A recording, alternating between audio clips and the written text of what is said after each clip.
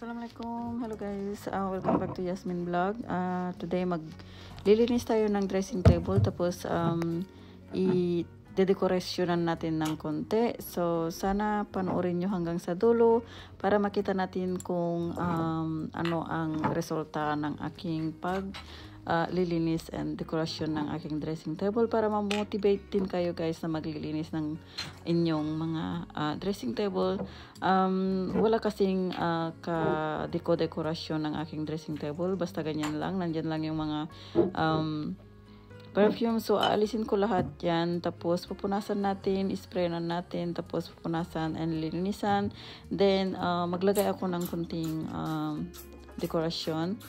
Then ibabalik ko rin yung mga perfume. So panoorin natin hanggang sa dulo guys.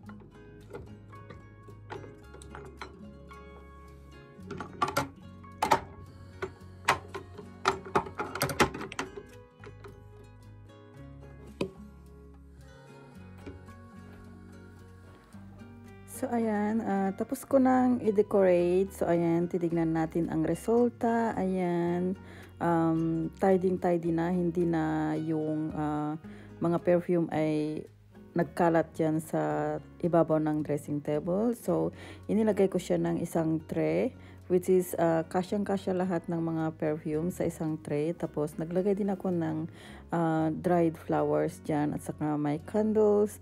Parang magandang tignan sa harapan and then sa ibabaw ng dressing table. So, ayan yung simple decoration ng dressing table, guys, na pwedeng gawin sa inyong dressing table. Parang simpleng-simple pero magandang tignan.